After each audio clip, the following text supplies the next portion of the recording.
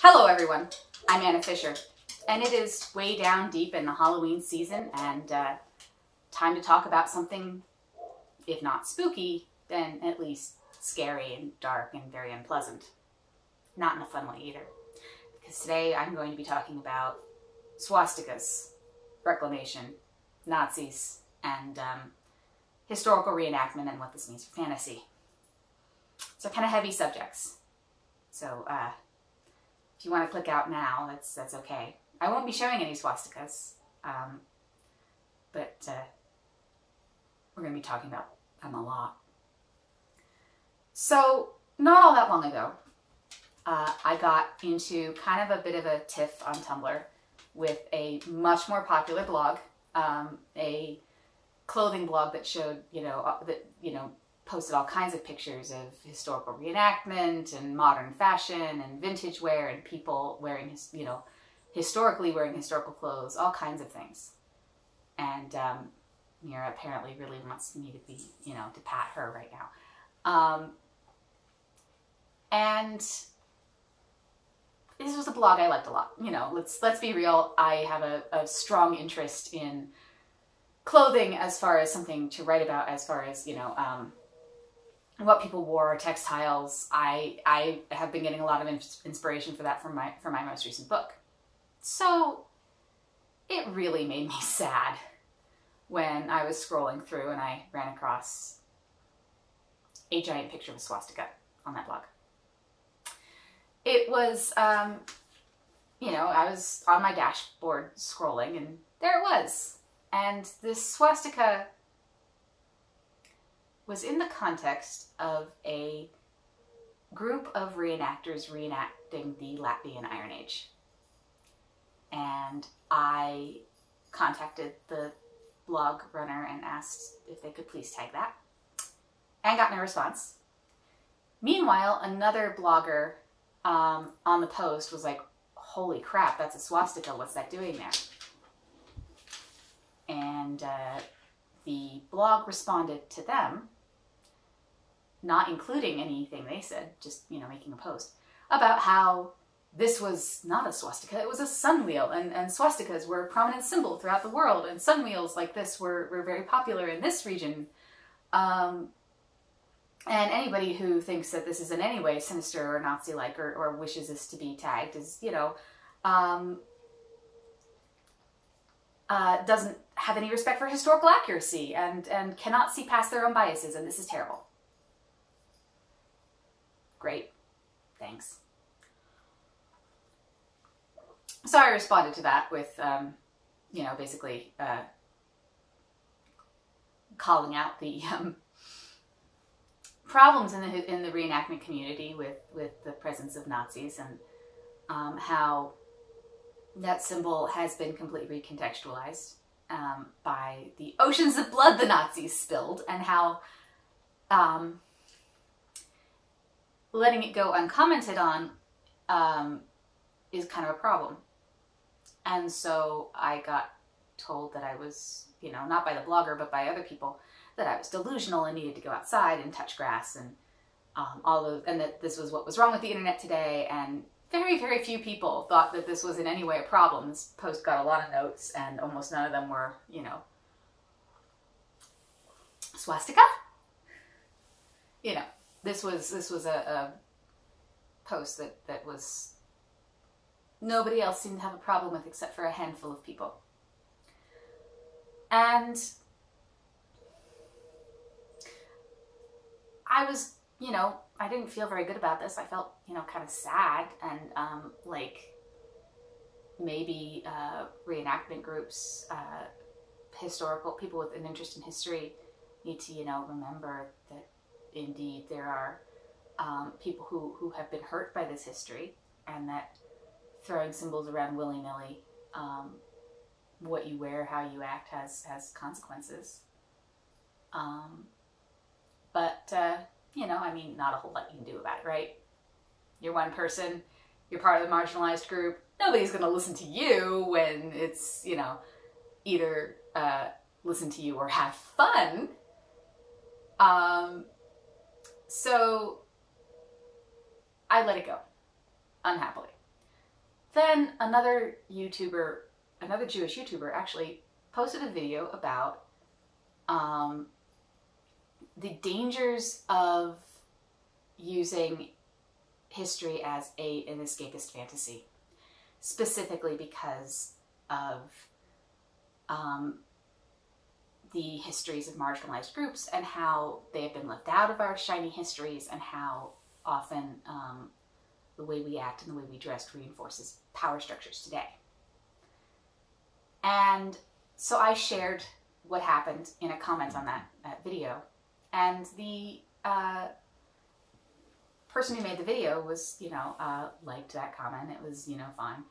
Somebody else, somebody completely unrelated, commented that it was a good thing that people were reclaiming the swastika. So of course I answered that and, restated my position, but, also I want to talk about that. I want to talk about what it means to reclaim the swastika. I want to talk about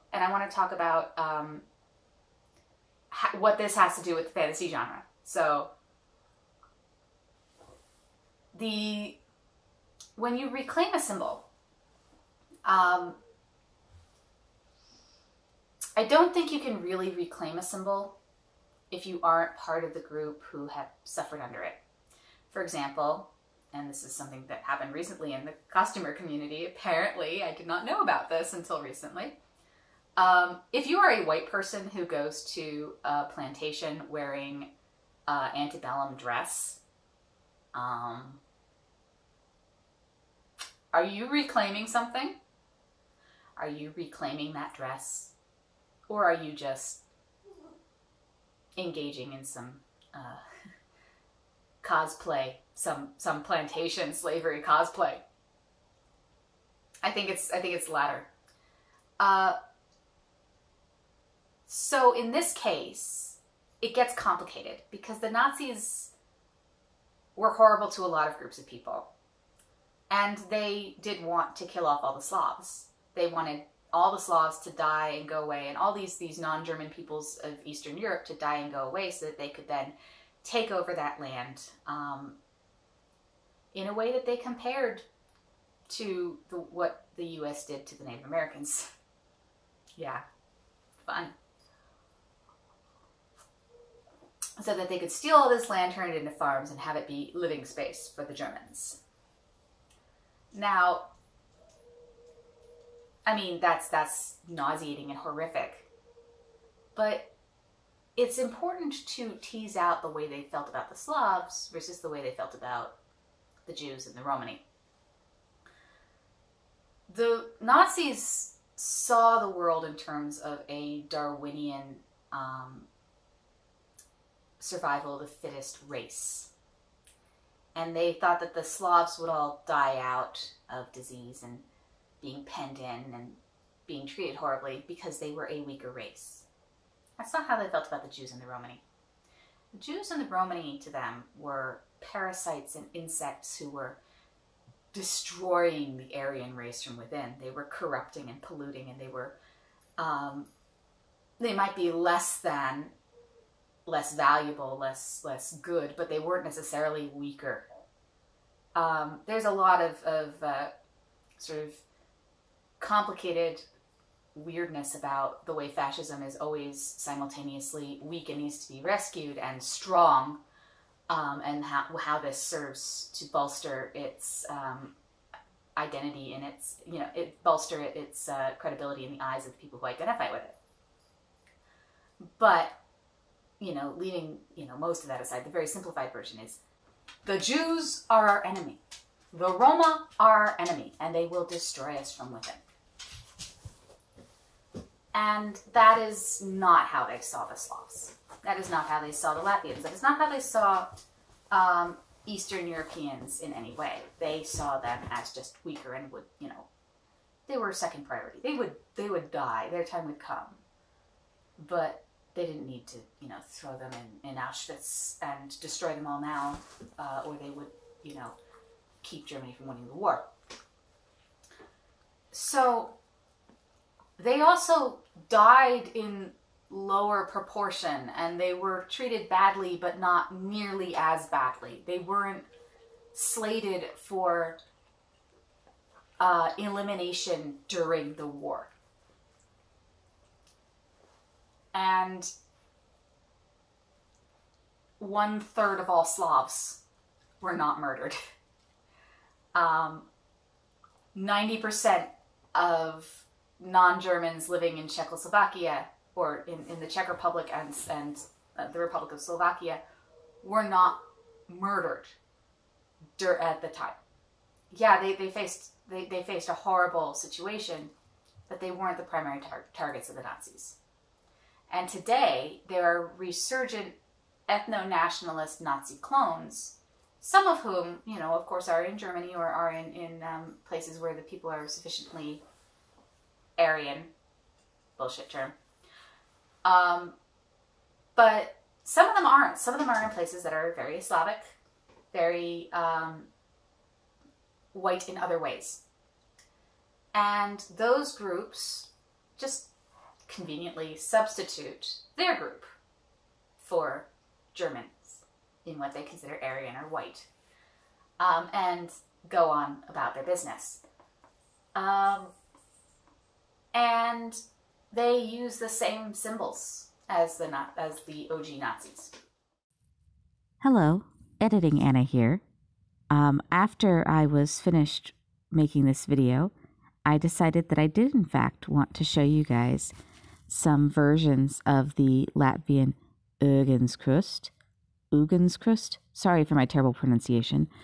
Their fire cross, which is their word for the swastika, that did not look like Nazi swastikas. And so that's what you're seeing as this little segment plays. I also did some research and found out two really, really disturbing things. The first is that Latvia and the Latvians were very supportive of the Nazis while they were being ruled by the Nazis, and their police and their officials and also their ordinary citizenry provided a lot of aid and help to the Nazis in their attempts to murder all of the Jews and Romani in Latvia. In fact, according to Yad Vashem, out of the 70,000 Jews who lived in Latvia before the Holocaust, only 200 survived. This is really about as close to a total destruction as the Nazis were ever able to achieve. They also, to this day, the Latvian citizenry and the Latvian government are both pretty dedicated to denying any responsibility that they have or their forefathers had for aiding and abetting Nazi atrocities, that their institutions were not involved and their citizenry were not involved, and this is patently untrue and provably untrue. And also, Latvia hosts the only veterans marches of Waffen-SS anywhere in the world. There is a Waffen-SS Veterans March in Riga, in the capital of Latvia. So I feel like this puts any attempts by Latvian Gentiles,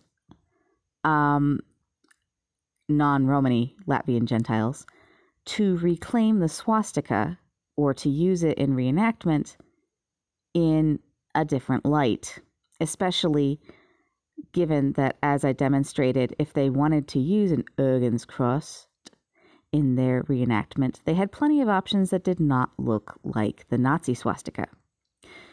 The other thing I found out is that the blogger who initially posted these photos with a reenactor wearing a prominent swastika of the design identical to that the Nazis used, is, well, in their response to people getting a little bit like, holy shit, is that a swastika?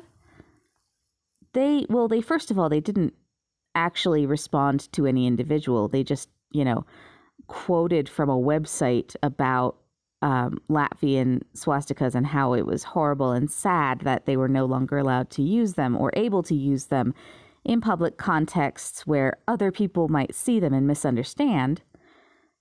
So I went to that website, and it was a Holocaust denial website. It had 3 listed further readings. One was a BBC article about how many cultures used to use a swastika until the Nazis, which, that's absolutely true.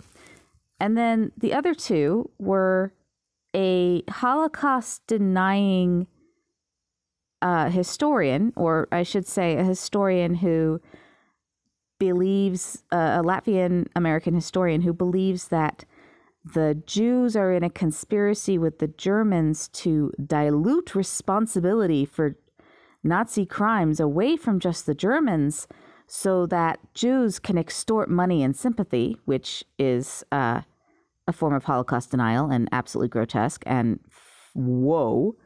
And also a site dedicated to honoring and clearing the name of the Latvian Legion.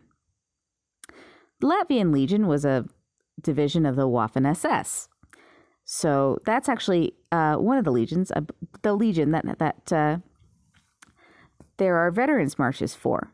Now, there are, there were SS divisions all over Eastern Europe made up of Eastern European citizens, and it's very common throughout Eastern Europe to claim that the Nazis were solely responsible for the Holocaust and that the citizenry of the conquered countries bear no responsibility, even if some of them may have aided the Nazis. And of course, that actually never happened. And also, those people you are saying aided the Nazis were heroic fighters against communism. That is, in fact, very common. But it's really, really common and really, really bad. It is prominent and a deep denial of history and of Jewish and Romani pain. And the fact that this is still going on, I really think casts a light on any attempts by Eastern Europeans to reclaim symbols like the swastika.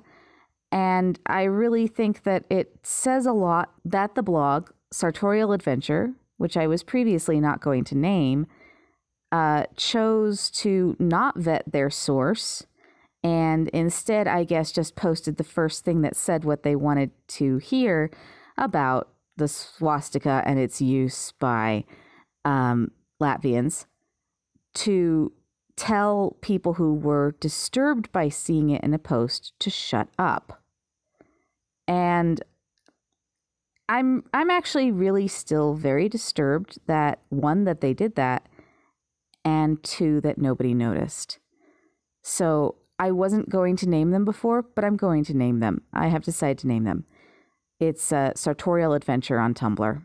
And please never use a Holocaust-denying website as your source, especially when you're trying to tell Jewish people to shut up and stop bothering you. All right, thank you. Back to your regularly scheduled video that is just as grim and dark as this segment. And so one of the things about these groups and about Nazism, OG Nazism, is that there is a desperate search within it for a version of their culture that has not been tainted by modernity and not been tainted and corrupted by those wicked Jews and Romani, but mostly the Jews here, because the Romani were seen as, dirty, filthy, terrible, disgusting people who would spread disease. The Jews were our ancient enemies. Fuck. So they were looking for a version of their culture that had not been tainted by the Jews. And what they meant by that could vary a lot. Some saw it as, you know, a pure, good medieval Europe where the Jews were in their place and we could kill them off easily. And some saw Christianity as being the pollution that Judaism brought. Ironic, given how much anti-Semitism owes to the churches, to the Lutherans and the Catholics and the Protestants of all stripes and to the Eastern Orthodox. It does not matter. Christianity was big on the anti-Semitism for a very long time. So, you know, there's an irony there, but, you know, they did see it as potentially the Jewish taint. So there was a lot of search for something that was before that taint, something that was real and authentic and ancient that they could search back for. And today that can manifest both in the neo-pagan communities, and a lot of neo-pagan communities are overrun with Nazis, and a lot work very, very hard to keep themselves from being overrun with Nazis. This is a known problem. But it also comes into the reenactment community, because people reenacting Iron Age history are reenacting an authentic version of that history before the taint of the Jews. Again. So, unfortunately, this means that reenactment groups have something of an obligation to work very hard to make Nazis uncomfortable in their space and to make this place a safe space for their victims. And wearing a swastika sends a very, very strong signal to neo-Nazis and to, oh my god, that was so close. My poodle just jumped up behind the camera and the stick, and he almost knocked it over, and he didn't, and yes. So wearing a swastika gives a signal to Nazis that their symbols are welcome, and they are welcome, and things will be comfortable for them, whatever the wearer's actual intentions. Meanwhile, it sends a signal to the victims of Nazis that, in fact, you're not welcome, and we're going to display this symbol prominently, and you don't have to be here. Bye, go away. You are not part of our authentic culture. Now, it should be said that there were no Jews in Latvia during the Iron Age. Or there might have been one or two running around somehow, but I don't think so.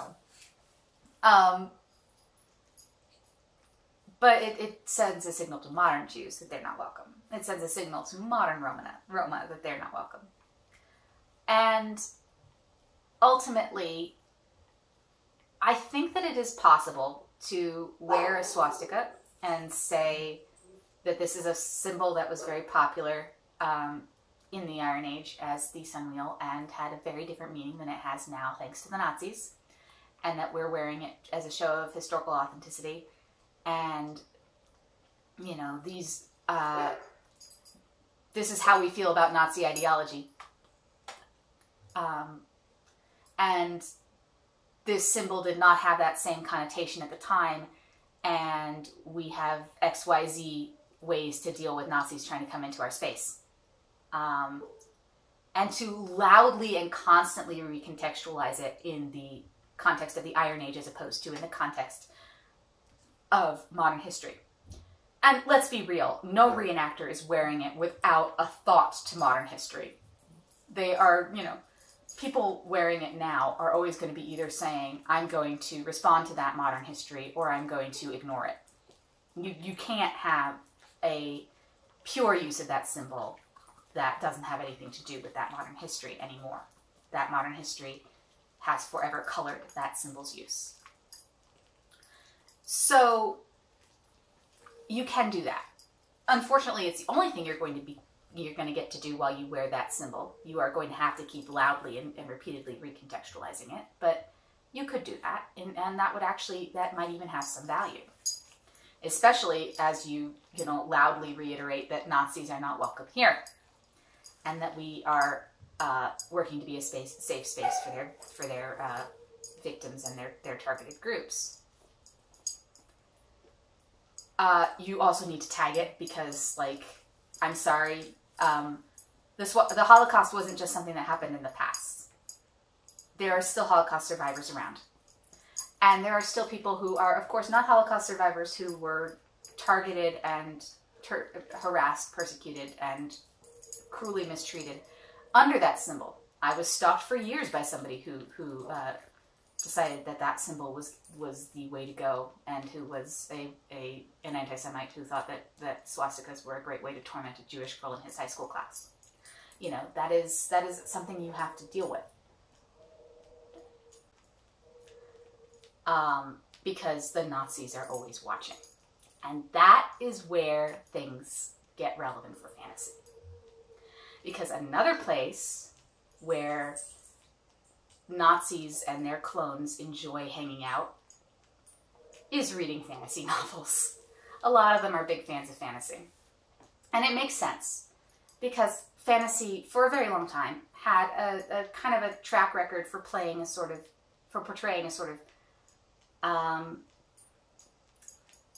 fairy tale folklore version of Europe, heavily influenced by some very anti-Semitic folklore, in which minority groups and non-white people just are not there. You know, Jews aren't there. Nobody is, you know, a merchant from the Arab world. None of that is going on. And this is, of course, a very distorted view of a sort of folkloric fantasy Europe. And it was one that always felt a little bit alienating for me as a Jew who, you know, read these things and went, we were there. Where are we? And the answer was frequently either we're not in this story at all, or we are represented by some kind of non-human creature that has a lot of stereotypically anti-Semitic aspects. This is actually known as the Space Jews phenomenon, where, you know, a non-white, dominant group is portrayed as, you know, as their stereotypical traits are given to an inhuman creature, which is fun. And for Romani, the other major target of the Nazis' violence, they are often portrayed in fantasy novels in very, very exoticized ways in which they are deceitful and magic wielding, and there's a lot there that is just really dreadful, right? And so often these places are, you know, pseudo-Europe. They're not really Europe. They don't have the names of European countries, but they are very obviously based on Europe, but without the people who, and the European Middle Ages, but they're without the people who would have been there in the European Middle Ages, like Jews and Romani, or any analog. And if there is an analog, it tends to be not good. So that made fantasy, for a very long time, a very comfortable place to be a white supremacist, and not a very comfortable place to be non-white or Jewish or anything else. And I'm looking at you, Tolkien. I love Tolkien too, but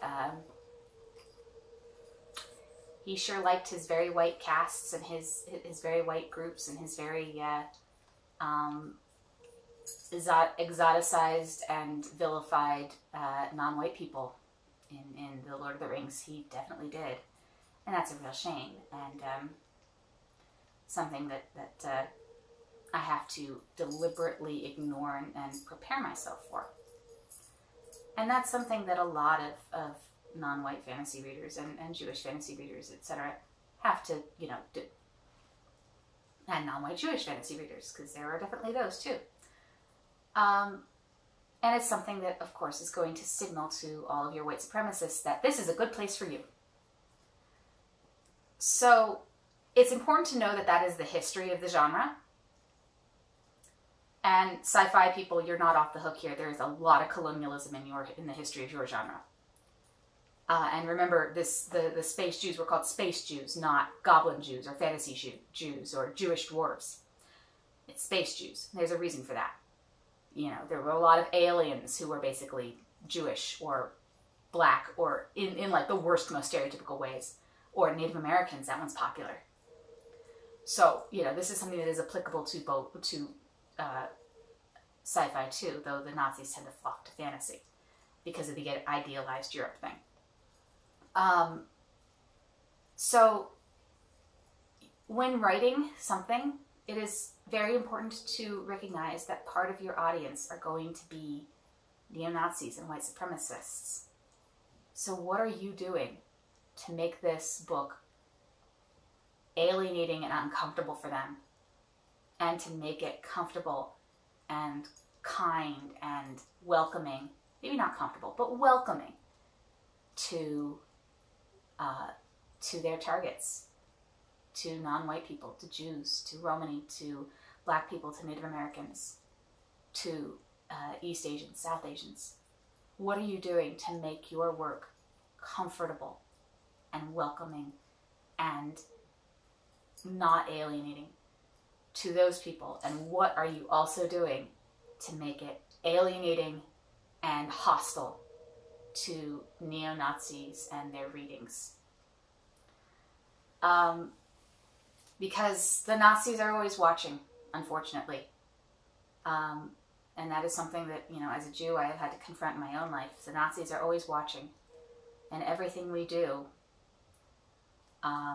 obviously it can't be always to an eye to that, but sometimes we have to really deeply consider that the Nazis are watching and what we're going to do about that. Anyway, I'm sorry that this was a very heavy video. I'm sorry that it was about a very, very unpleasant topic, and about one that most of us really would rather not think about when in the fantasy genre, which is frequently our safe, fun place. You know, we read fantasy for fun. I'm sorry that this is something we have to think about while in that situation. Especially, you know, if you are, you know, this is something you haven't had to deal with before. I'm sorry. But it is, you know, it is a reality of our world. Anyway, my name is Anna Fisher. This is my YouTube channel. If this video was useful to you in any way, I'm not asking you to enjoy it. I don't think most people will. But if this video was useful to you in any way, and you would like, would like other people to see it, please like it and comment on it and subscribe to my YouTube channel, all of which is very, very helpful with the algorithm and getting this video in front of other people's eyeballs.